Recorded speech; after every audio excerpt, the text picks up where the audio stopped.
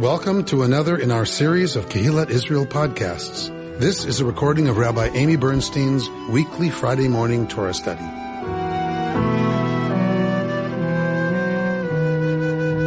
We'll kind of bring us up to speed about where we are. We were beginning to close the book of Genesis with the Joseph narrative, right? The Joseph novella closes the book of Genesis. And it is Joseph's descent, into Egypt, his rise to power in Egypt, then bringing his family down to Egypt due to the famine. That is how the story of Exodus gets set up. Because his family comes down to Egypt and they multiply there, that's how we set up the story of us becoming slaves, right? How did Genesis, we saw it, we talked about it, how did it get set up that the population could be enslaved so easily? Mm-hmm. They became tenant farmers. They became tenant farmers. Whose idea was that? Joseph. All right.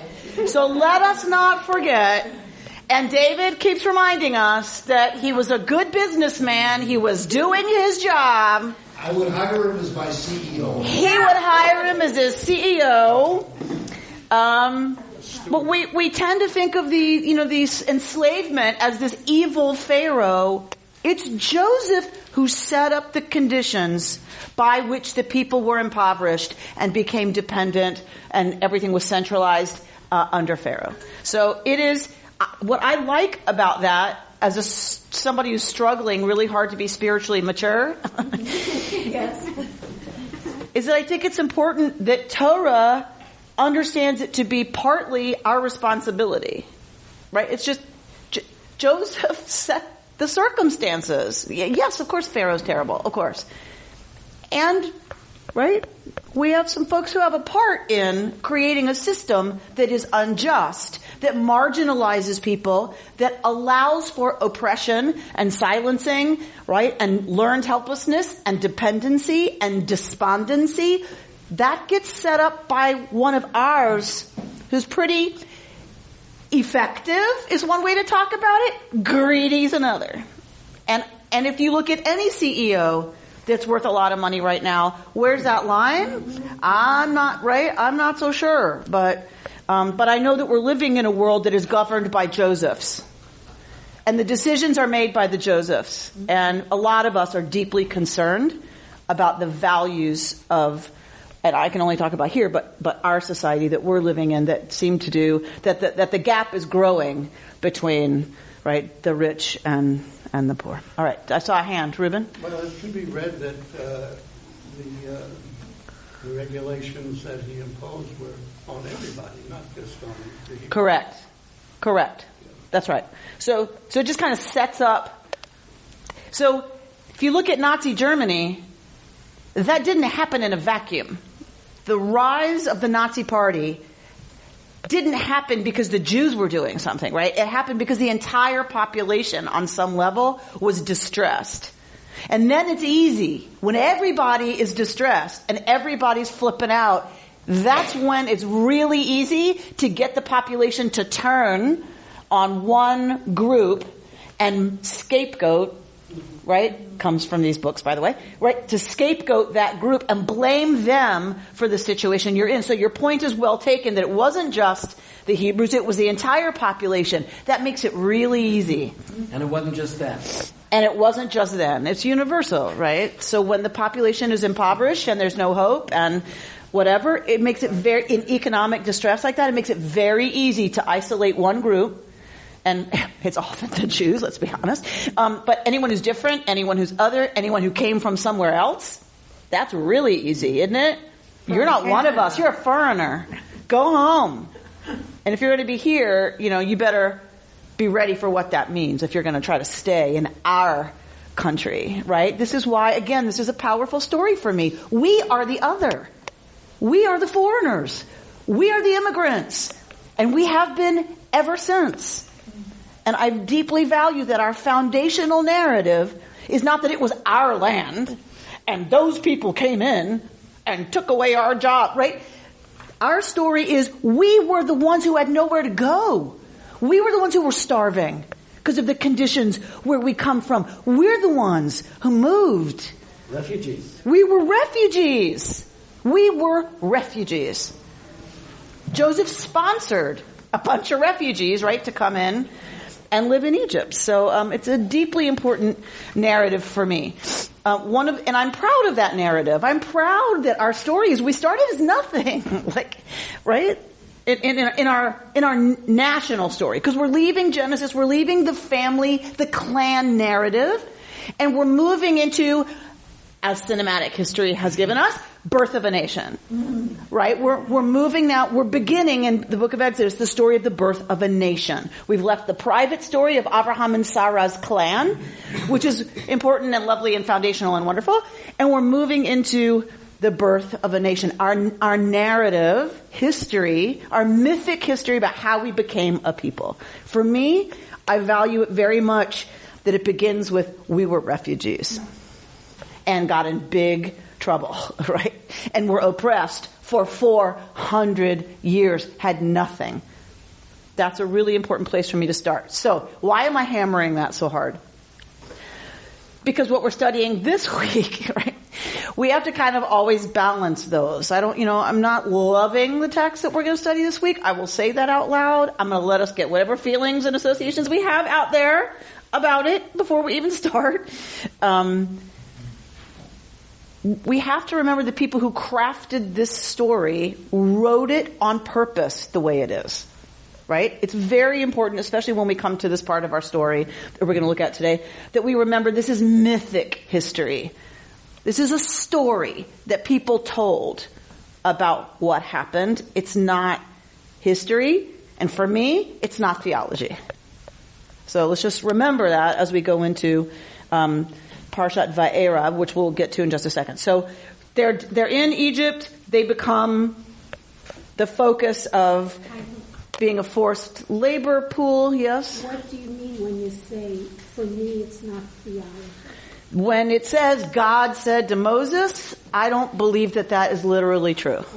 So when it says God brought the plague of, I don't believe that's true. I believe it's our mythic history about what those people wrote, right, and projected onto the deity. For me, it's more metaphor or there's ways the tradition has wrangled it into a spiritual teaching I can live with, right? There's other parts of it I can't, but that's why I'm a Reconstructionist. That's why I'm not a fundamentalist, right? Because I don't need, thank God, to believe that this is true.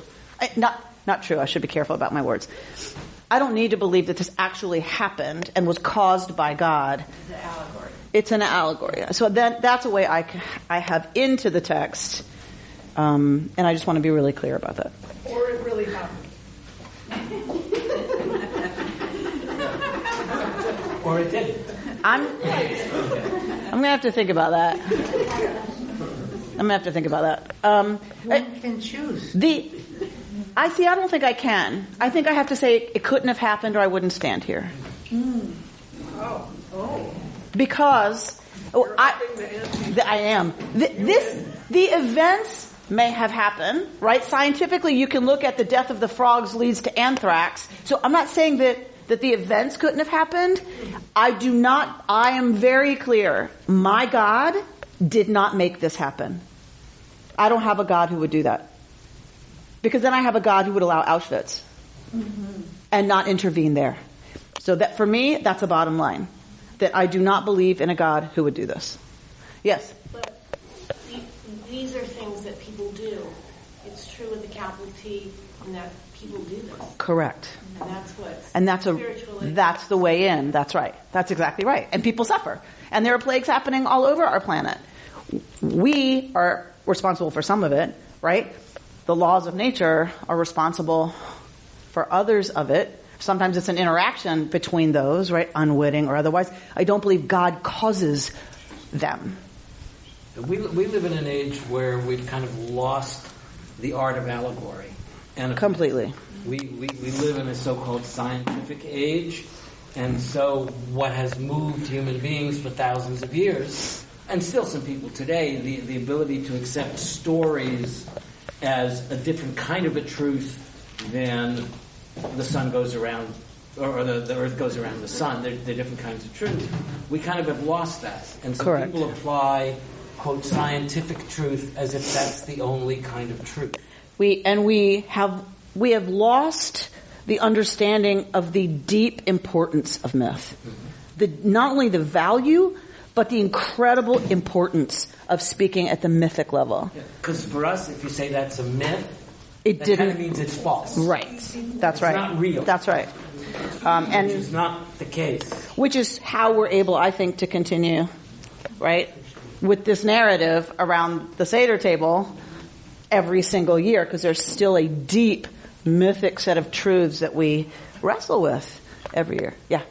Are you saying you don't believe this because a God who would bring plagues, who gets involved with human activity, would therefore not would have gotten involved with Auschwitz? Correct. Okay. When I read this story, I see it based on that. It would be that Pharaoh had no free will then. But Based on what? based on, you're saying that God set up the conditions and Pharaoh basically was a pawn in the story. And I don't read it like this at all. I see Pharaoh having free will. Well, why does one necessitate the other? You've lost me there. That you're saying that God got involved with the plagues. And therefore it changed the outcome. No, that's not what I said. The tradition has God being omnipotent and omniscient, but gives human beings free will. God knew what Cain and Abel, what was going to go on there, right? So it didn't take away Cain's choice. It doesn't take away anyone's choice for God. I'm talking about traditionally. It's not my belief system, but the tradition we come out of says God knows what people will choose. That doesn't take away their free will. So, right? So God knows Pharaoh's going to say no. So here comes the next plague that God brings. Right? In response to Pharaoh's free choice. Now, the problem we have is the hardening of the heart business. And we dealt with that last year. Go listen to the podcast from last year. We spent the whole lesson on the hardening of the heart and what that means. Or some ideas about what it could mean. Because the tradition sees what would it mean to say God gave Hitler choice. It's like Hitler's already so warped that yes, there's choice, but also it's already so ingrained that, this seems to be the way the tradition deals with it. But just to belabor the point. Okay. Is that because we had the situation in Egypt, it led to us getting a land, and one could argue, I'm not going to argue that point, about the Holocaust, that it led to the birth of Israel. One could make that point. It has absolutely no theological meaning for me whatsoever. And it is not worth the sacrifice of 6 million. Of course. No, you're saying of course, and yet are making the argument veiled, but making the argument that as it's true here, it could be said of the Shoah. I am not willing to say it about this, and I'm not willing to say it about the Shoah. There is nothing worth 6 million innocent lives. 100%, and yet the history shows that's what happened. That has nothing to do with God making it happen, which is what you're talking about here. Well, I'm confused. Isn't the macro story here that people saying our God is stronger than the strongest person? 100%. So let's hold on. It's a whole big story. So let's hold on, because there's two things I want to say. Because Pam brings up really important issues. These are really important. These are at the core of what our whole progressive idea of Judaism is about. So to the point, the tradition has no problem saying that God did this to glorify God's self. I heard you say earlier there was some reservation, but well, wait a minute, then that means God made this happen. The tradition is unapologetic that God made this happen, so God is glorified in the region. So we get rid of this polytheistic understanding that El and Baal and Ishtar have any power. It is the God of Israel, and shows the entire region, right, that I am the God of Israel. I'm the only powerful God. I'm the only one, right? I'm the biggest one. I'm the strongest one. The tradition is unapologetic about that. I have a real problem with that, obviously. That's why it's not my theology, right? So, and there are people who, the other thing I want to say about our other point, there are people who make the argument that the Holocaust was so that, right? And that God allowed it so that. And that is terrifying to me. And so it's very easy to move from God allowed this to God allowed that. Because on some level, if you're going to be consistent, if God caused this, God allowed that. I cannot and will not go there. Yes? We're meaning-making machines. Yes? And that goes to your point, that if you were to go and, if you like the Baal Shem Tov, and who doesn't like the Baal Shem Tov? And we say that all that is put before you is for your benefit. I'm paraphrasing. Your only job is to become a detective. If you want to take that as a worldview and put that as a lens before your eyes, everything that happens for your benefit, be a detective, find the meaning, find the gift, find the lesson, then you can look at everything and you can make meaning. That's what this gentleman was saying over here. What's your name? Bird. Bird. Okay. What are you saying? That's no gentleman, that's Bird? Yeah, that's I would never be so chutzpahdik as to contradict the Baal Shem Tov. However, I know, but I want to object to the word benefit. I'm not okay with that word. If you take that word out, I'm fine. Well, we can make meaning and take learning and growth. Yeah. I'm not going with gifts and growth from the things that happen to us. It's a philosophy. It's not, no. Because what I'm saying is I want to make a distinction between the philosophy that says it's all for our good and the philosophy that says I can take what's happened and I can change in response, right? And I can grow so that I can handle the next thing that comes and make meaning from that. I do not understand it as for my benefit. See, I too find it nonsensical. Just saying. Don't tell God. I find it nonsensical. But I do say that if you are a meaning-making machine, you can look at it because we're meaning-making machines. You have to say, all right, this happened, and can I find a lesson? Can I find an evolution? Can I use my intellect to find the good? So, again, I do not look at the Holocaust and find any good. Nothing. No benefit, no growth, no goodness, no benefit, nothing. I take from our experience and learning about the Shoah, which I did in great depth, unfortunately, at a very young age. I was at a private Jewish day school before they knew about what it does to children to show them actual Nazi footage. So I know it in great depth. What I take from that is an understanding that it can never be allowed to happen to anybody else.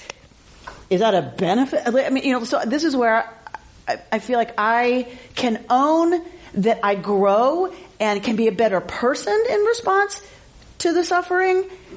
I do not stop grieving the loss of not only the 12 million murdered in the Shoah, but their descendants. And just innocent life. And it's not just the Shoah. Because that's so deeply a part of our tradition, like here, we are a people that tends to say, I stand with them. I march with King. Amen. Right? And that I can take from this to make meaning out of my suffering, or not my suffering, halavai, I should say that, their suffering. I don't tie that ever to, and so it's okay, or this is a good thing that we get from. That's where I have to break. I have to make a break there. All right. We ready? Yeah. Oh my goodness. Okay. And we haven't said the first. We haven't even said the bracha. All right. Baruch atah Adonai Eloheinu melech haolam asher kidshanu b'mitzvotav v'tzivanu la'asok b'divrei Torah. Which is why I love this bracha. Blessed are you, God, Spirit of the universe, who makes us holy with your mitzvot and calls us to engage ourselves with the words of Torah. We don't have to buy a certain interpretation. We don't have to believe it. We don't have to like it. We are asked to engage. Right? To wrestle. That's our name. Yisrael, the people who wrestle El. All right. So we're at that place where Moshe's been commissioned. That's a great story. That I can't wait till it's our turn to look at that in the triennial reading. Right? Moshe, who says, you made a mistake. I'm the wrong guy. Right? So Moshe's commissioned finally after some negotiation. And then Moshe is told to go confront Pharaoh. And Moshe does that. And of course, as we know, Pharaoh says no, they can't go. And so then we get the 10 consequences, right? We get the 10 results of the 10 times Pharaoh says no. What I want to point out that I don't know if you know, if you do, it's just a review, is that how many plagues do we have? 10. Right. So the way scholars understand it, there are 3 triads of plagues. And then there's the coup de grace, which stands alone. The ultimate consequence of Pharaoh's recalcitrance is the slaying of the firstborn. So there, in each case, in each of these triads, the order, interestingly, is the same. In the first plague of that triad, Moshe is told to go to Pharaoh. This happened, Then the second one, there's no warning. The plague just starts. In the third one, Aaron lifts the. So in each of the triads, the setup for the plague happening is the same. Until we get to Makat Bechorot, right? The slaying of the firstborn. So we today are here. We're at the beginning of the second triad of plagues in the narrative. So 10, we know this number. 10 was an important number of completion in the ancient world. So we get the 10, right, things written on tablets. We get 10 of these. It's not an uncommon, right, that Yom Kippur is on the 10th day of the month. 10 generations. 10 generations, right? So this is a common number in the ancient world. So it's not unusual that we see that the big deal is in sets of 10. So we are chapter 8. We're in the third section, the third of the Parsha of Vaera. We are all familiar with some of this narrative. We're not necessarily terribly familiar with other parts of it. All right, so someone please read at, 8:16, chapter 8, verse 16. Read page 362 in the Hertz. In the 362. Page 343. 343 in the green. And the Lord said to Moses, you want 16? 8:16? Yeah. And the Lord said to Moses, early in the morning present yourself to Pharaoh as he is coming out to the water, and say to him, thus says the Lord, let my people go that they may worship me. For if you do not let my people go, I will loose swarms of insects against you and your courtiers and your people and your houses. The houses of the Egyptians and the very ground they stand on shall be filled with swarms of insects. But on that day I will set apart the region of Goshen, where my people dwell, so that no swarms of insects shall be there, that you may know that I, the Lord, am in the midst of the land. And I will make a distinction between my people and your people. Tomorrow the sign shall come to pass, and the Lord did so. Heavy swarms of insects invaded Pharaoh's palace and the houses of his courtiers. Throughout the country of Egypt, the land was ruined because of the swarms of insects. Okay. Wow. Yeah. So back to Pam's original possibility of this being something that has occurred. It makes sense that this narrative would be grounded in the science and the natural experiences of the region. Right? When we talk about quail, remember the miracle of the quail that we have in the desert? And then we talked about that the quail actually make this migration and they have to rest, they're exhausted, and so when they land, they're easily killed, right? It makes sense that these are rooted in kind of the fauna and flora and growth agricultural cycles of Egypt. So if we're going to look at that, then the scholars look to remember what's happened. What happened? First plague is What? Where? In the Nile. So the rivers are red, right, with something, possibly iron, right, that turns the water red. I'm just giving you what the scientists are all about because it's kind of fun. And that in turn makes the frogs jump out onto land, right, because they can't live in the water. Then they're on the land, they start to die. What happens? They can't eat the insect. It's vermin. It's like disgusting frog corpses everywhere. So you could imagine a natural occurrence that disrupts the river system. Right, fauna comes out of the water that can live on land, but in massive amounts. So then they're rotting on the land, and then possibly. This is a kind of insect that, and we don't know this word. This is the only place we see this Hebrew word. This, which one? What the insects are? Yeah, so this arov, right? We don't get this. Ma'ariv aravim, yes? We know this word, erev, evening. We know it, arov, mixture, right? We've talked a lot. We talked, when I was talking about Ubuntu, right? That we're mixed up with each other. So we know the root, we don't know it as applied to insects. It could mean a combined swarm of all kinds of nastiness resulting from the rotting corpse. But remember, Torah doesn't care about the science. Torah is very clear, it is God who causes this. When Moshe says, right? Or in other words, even though it's rooted in the experiences of the time, so that their imagination, the people writing this, when they imagine disgusting horribleness, right, they take experiences that they're familiar with and magnify them. So I'm not denying that, or I'm saying it's actually meaningful that we look at the fauna of the region and the agriculture of the region. It is very clear, though, that this is not, there is no one who's going to apply the science to say that's what actually happens. The Torah's not interested, right, in that. It is very clear, and God brings the next episode.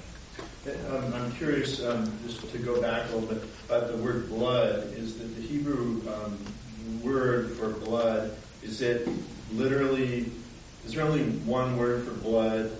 Or does it mean redness, or? Dam is pretty clearly blood. Blood. But if you say the waters turn to blood, if you don't know that iron is causing the river to turn an orangey red color, I mean, so both and kind of. But we can't. That God is showing not only here, if you believe this, mastery over the natural world, but also precision, and that correct. The Israelites are not affected. Correct. So, and this is the first plague where that's true. This is the first plague, because we're seeing a progression. We have to think of this as a progression. We also tend to think about this as happening in a week.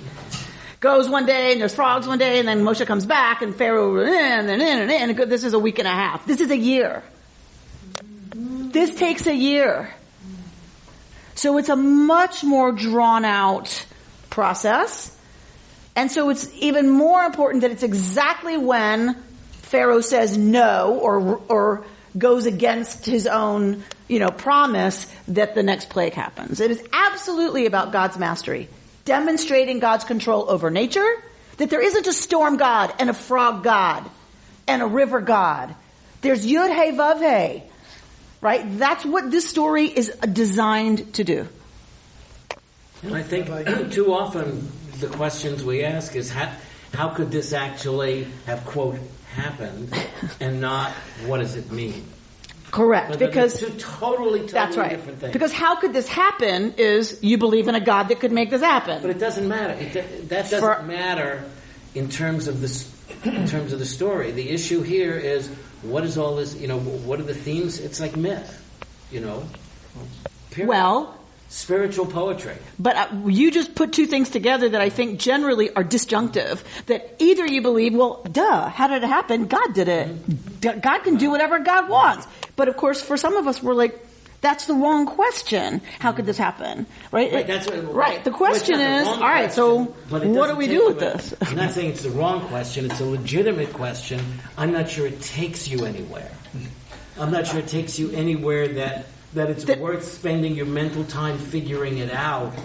Well, there's nothing to figure out. Either you believe God brought it, or you believe it's... No, but how could these be natural events? I've heard so many people, like the blood. Well, it really could have been this. It really could have been that. Have you ever seen a To me, that's not the issue. They still happen. They do. And it's terrifying. So what I'm saying is those images come out of actual experience that would have been terrifying. Right. People write out of the experience in terms that the people at that time could understand. Correct. But that's different from having TV cameras there and saying, the locusts are descending. News at 11.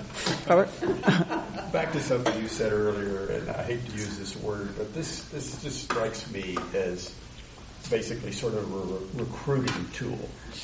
Yeah. Because because as we've just talked about many times, there were all these gods. People believed all these things. And so there was sort of a transition that went on over a long period of time, and this is part of the recruitment story.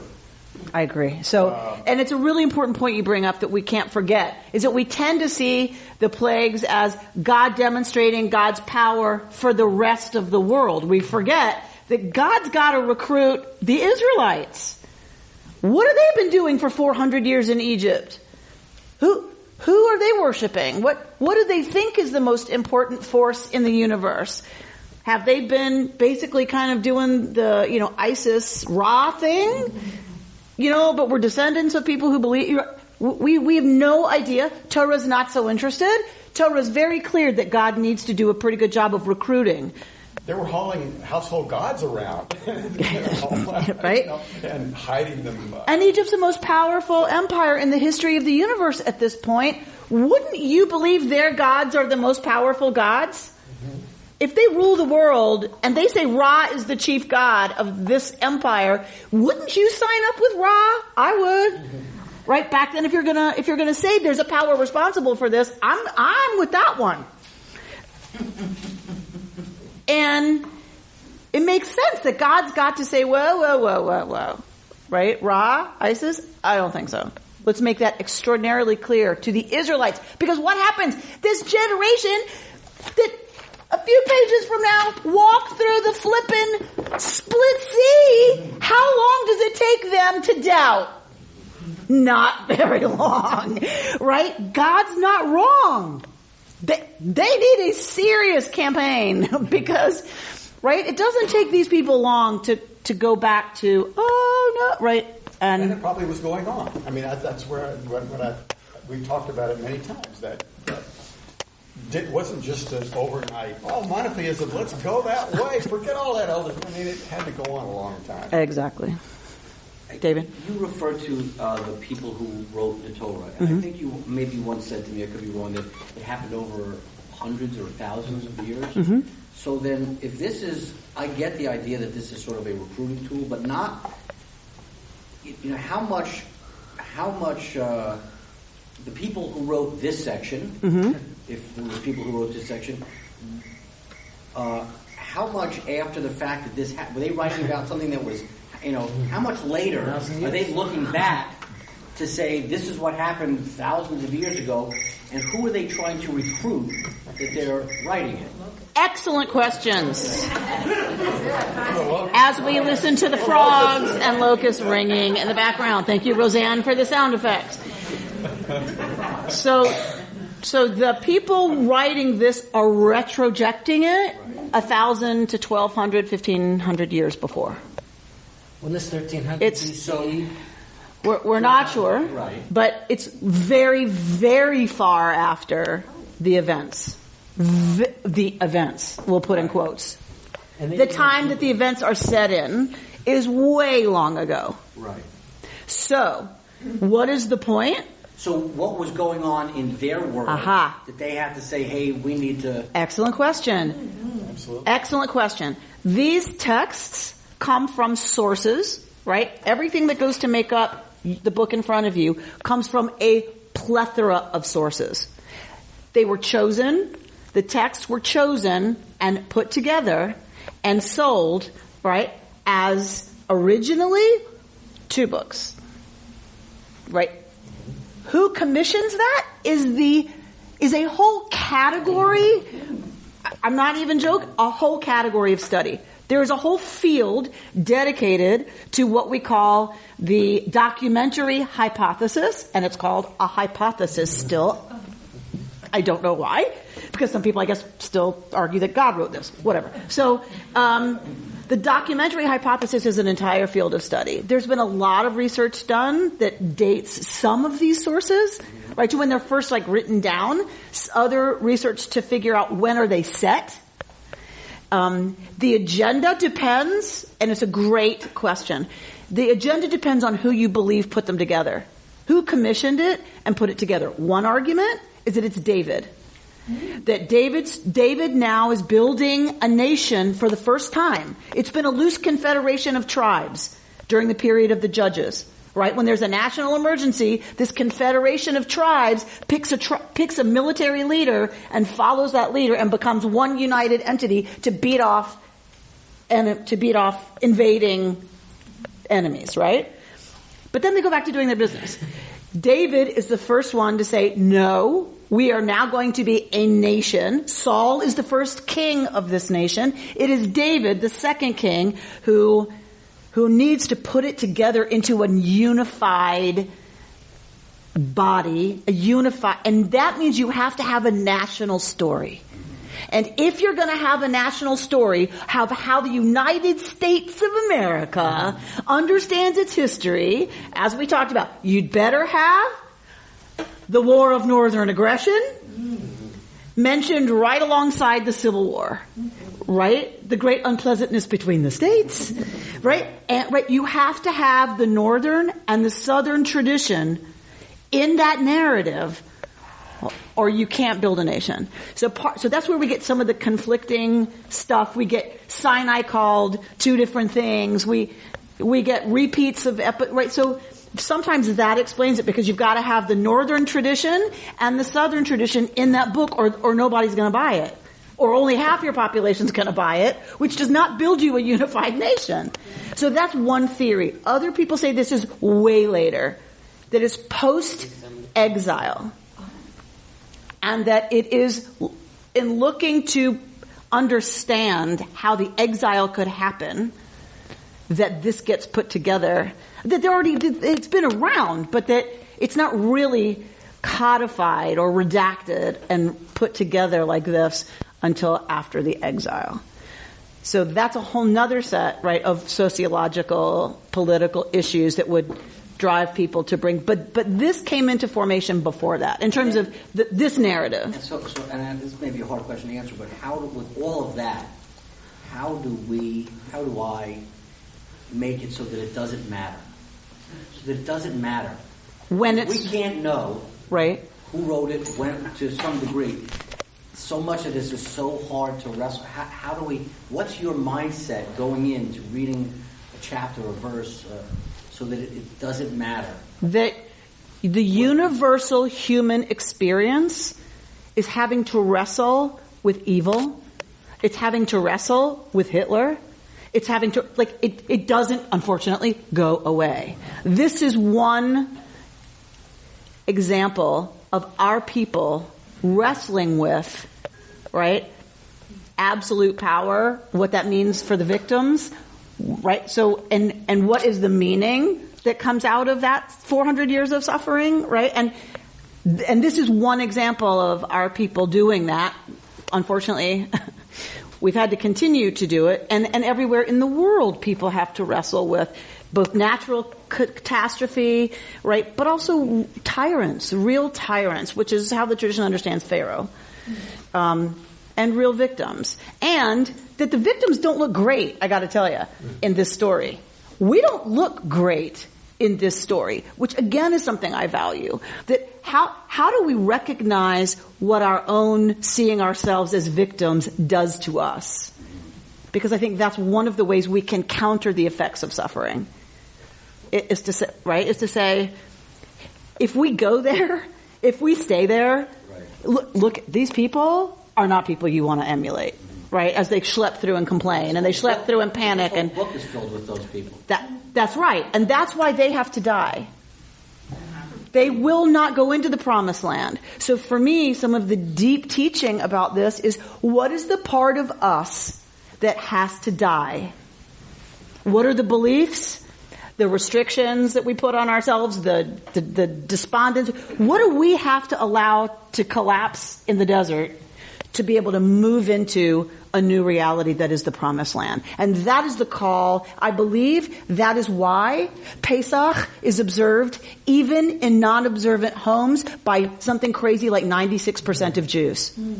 The only thing that is done by most Jews, almost all Jews, in some form or fashion, is the Passover Seder. Even if it's calling up a friend to say, I have nowhere to go. They don't care they have nowhere to go for Hanukkah. Or, right? Or even Rosh Hashanah, Yom Kippur, whatever. But Seder? Right? Why? What is so compelling right about that? I think it is so true for all time. And individually for us, what this year do I need to let go of so I'm not this person on this page, right? You're saying, in short, if somebody says, Rabbi, I mean, what has to die before we can enter the promised land? You're saying seeing ourselves as a victim. That's one of the things I think this story is definitely about. As long as we continue to see ourselves as victims and as powerless, all they do is turn on Moses and Aaron the minute something else scares them. Right? They're not able to do it. They have to die. They can't do it. They build the golden calf when Moses is late. And I'm not saying, I don't want to characterize it as like I'm just blaming them. There's lots of times I have deep compassion for them, the same way I have deep compassion for the parts of myself that panic and then snap my daughter's head off because I'm panicked that she's going to hurt herself. So I come across as angry rather than whatever. So, what was I answering?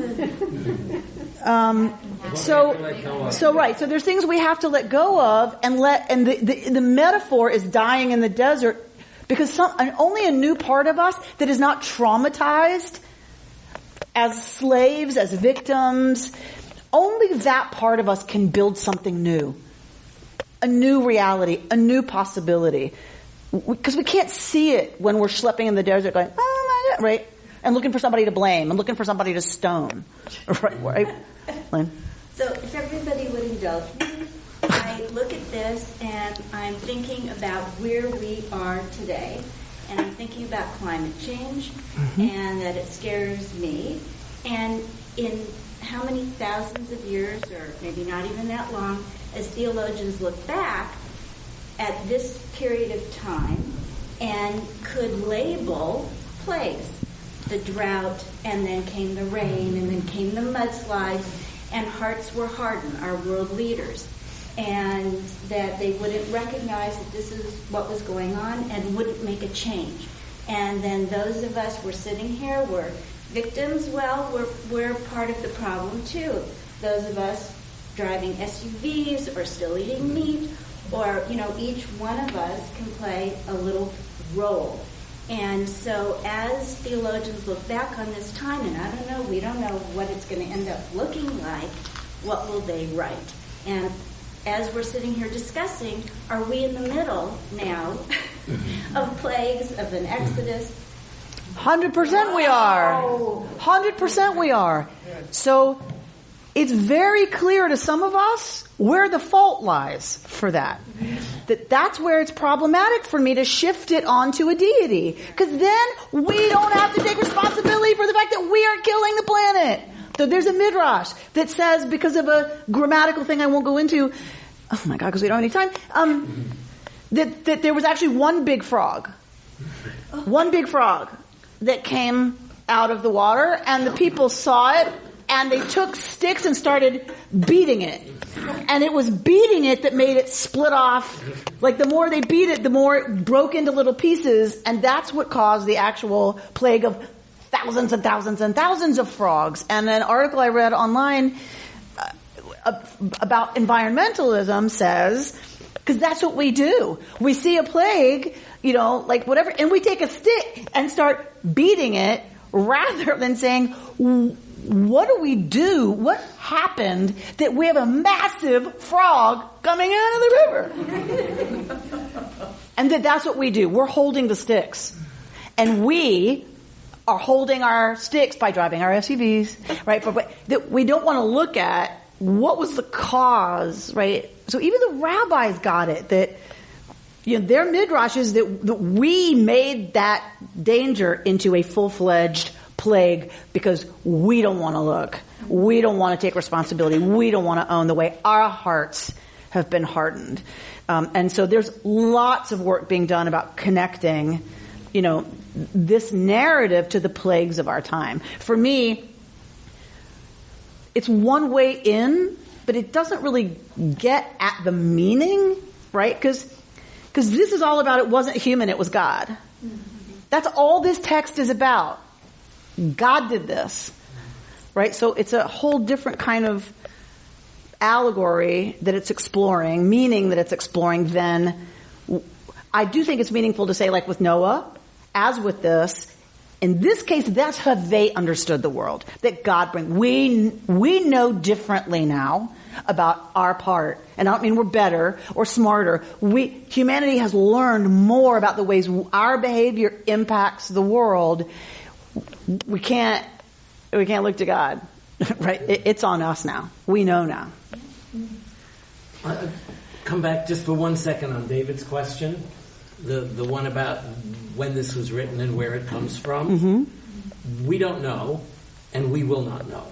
Correct. Not in any of our lifetimes, and we may never know.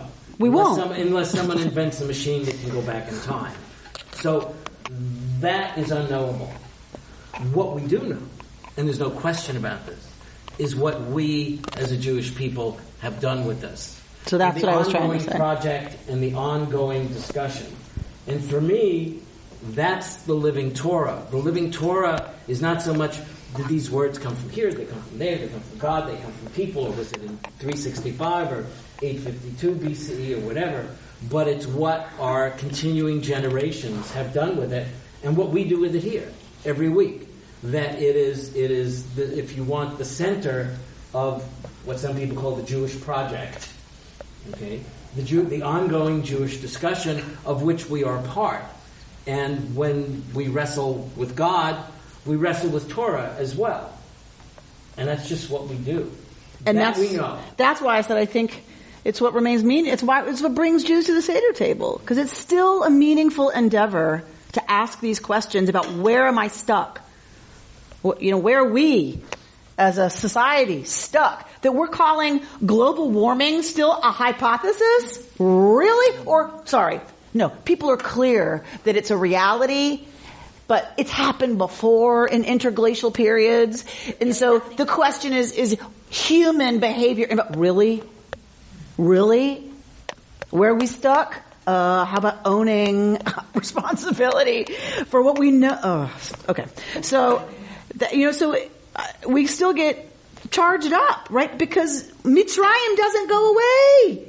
The Egypt experience doesn't go away. It's a question of what is it for us that's like really Mitzrayim this year?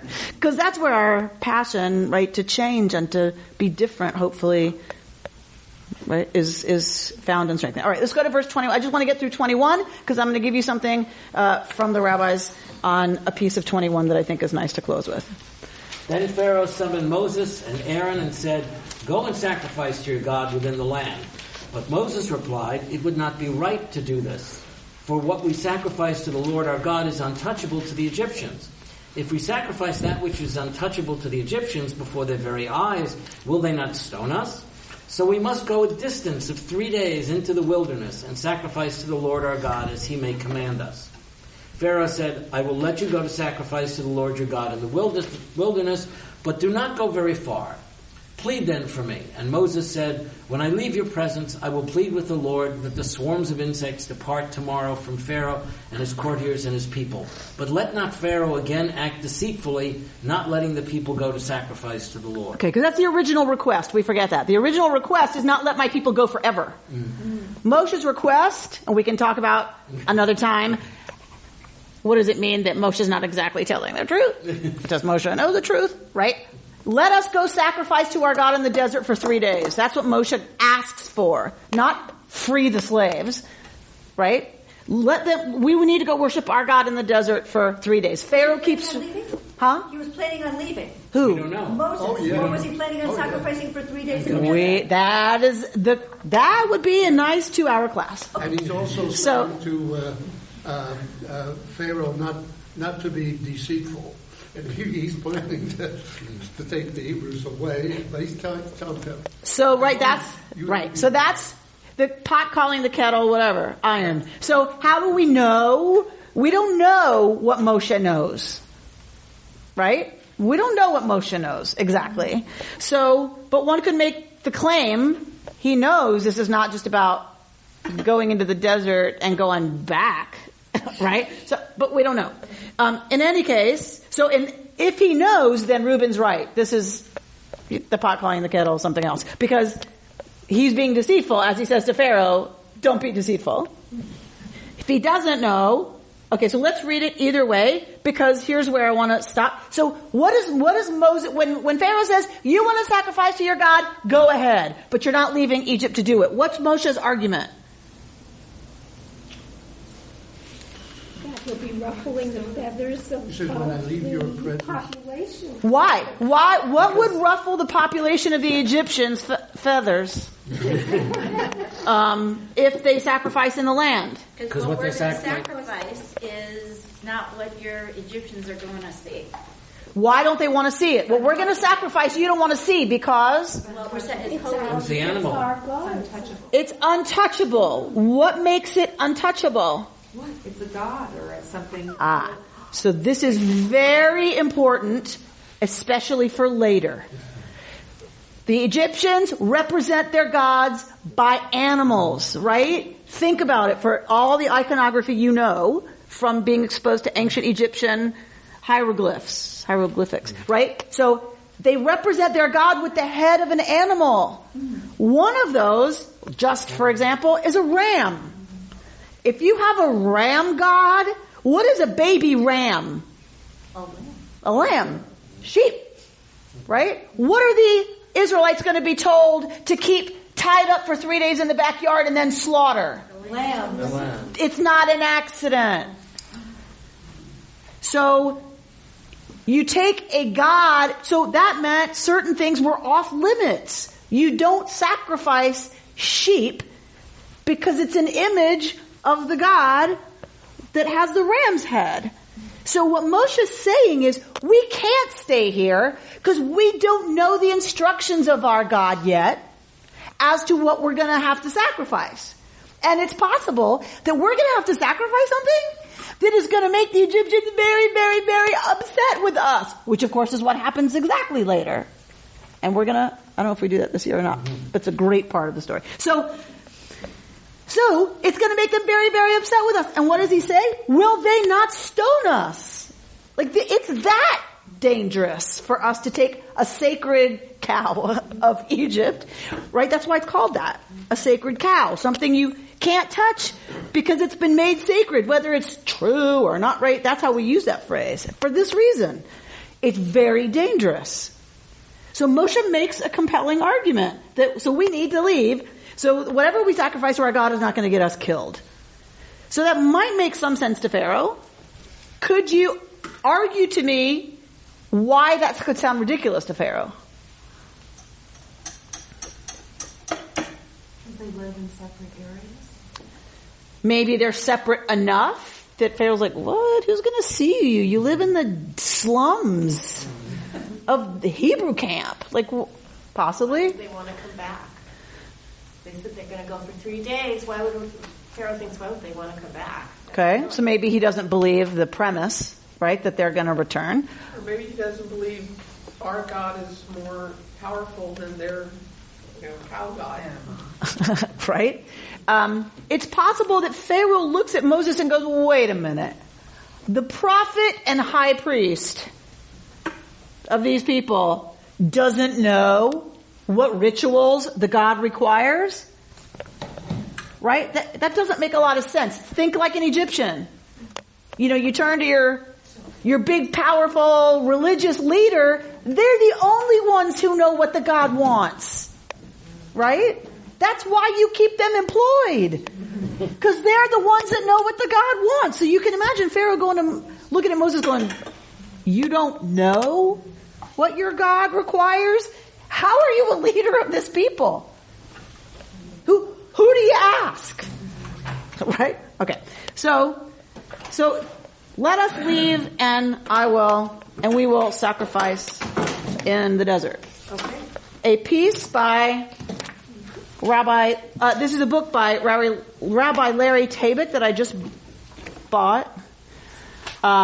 We love being able to just click a button. When you see something from somebody, you go, I need that book. Click, done. It arrives like 3 days later. And it's called The Aura of Torah, a Kabbalistic Hasidic commentary to the weekly readings by a Reform British rabbi. Wow. So I figured, how bad could it be? Rabbi? Yeah. He's married to the first woman rabbi in England. See, wow. I knew he was a good guy. And we met. We've interviewed. Excellent. Yep. So he has several on each parsha. Thank you. So we're going to look at the one labeled number 42, sensitivity to others. Yes? Yes. Very good. It's on the right side of one of the pages. On one side of your pages. Yeah? Okay. So 3 plagues have passed, blood, frogs, and lice. That's where we are today. And still Pharaoh was adamant. The 4th plague arrives, and Pharaoh, in frustration, offers to let the Israelites sacrifice to their God, but only in Egypt itself, not out in the wilderness, as Moses had requested. In the verse quoted up here that we just saw, that we just read in our Torah, Moses explains why this will not work. Mordechai of Nishis was the first Rebbe of the Nishis dynasty and famous for his miracles. He had been a disciple of Yechiel Michal of Zlochov, of course. That is, and here's a quote from him, the Nishitze Rebbe, that is, Moses intended to say, clearly it is true that they will not stone us, because Moses trusted in God. In other words, Moses isn't saying, will they not stone us? How could he say that? That would mean he doesn't believe God will protect them. That is not what he meant to say. He meant to say, of course they won't stone us, because he trusts that God will protect them, right? But because of my sensitive nature, it is not proper in my view to do this thing that is so opposed to their view. What is he arguing? He's arguing Moshe wasn't afraid that they'd be stoned, God forbid. He was afraid to hurt their feelings. He was afraid it would be offensive. Ruffle their feathers. It would ruffle their feathers. And he doesn't decide not to do it because he's afraid. Mm-hmm. He's Moshe. He trusts completely that God will protect them. It can't possibly be motivated by fear, because that would make no sense coming from Moses. So then what does it mean? It means Moshe truly believed, says the Hasidic teaching, because what is the Hasidic tradition always going to do with these texts? Make meaning. How do we apply it? How do we make meaning in our lives today? And I love this one. That these were, that this is really why he doesn't want to do it, because it's so opposed to the way the Egyptians see the world. It's so offensive. Go to the next thing where it says comment. Mm-hmm. Turn your paper over, right? Where it says comment. According to the Rebbe of Nishis, Moses is not prepared to sacrifice in Egypt out of respect for Egyptian beliefs. The ancient Egyptian god Tuknum, I don't know how you say that, had the head of a ram. The sacrifice of sheep by the Israelites would have been seen as an affront. Like the Israelites of old, we too live among people of many religious faiths, all different from our own or none at all. Right? People who don't have any faith at all. Even if we do not fear attack by those whom we might upset, we should be careful not to offend others, especially with regard to their religious beliefs, which are often dearly held, even if not always acted upon. Religious beliefs by their nature deal with that which is ultimately unknowable. Therefore, no one faith, no one group can possess the whole truth. Each has at best only a portion. It is our duty to respect the faith of others, for they too may have a portion of truth. You've been listening to Rabbi Amy Bernstein's Friday morning Torah study from Kehillat Israel in Pacific Palisades, California. For more information, go to our website, www.ourki.org.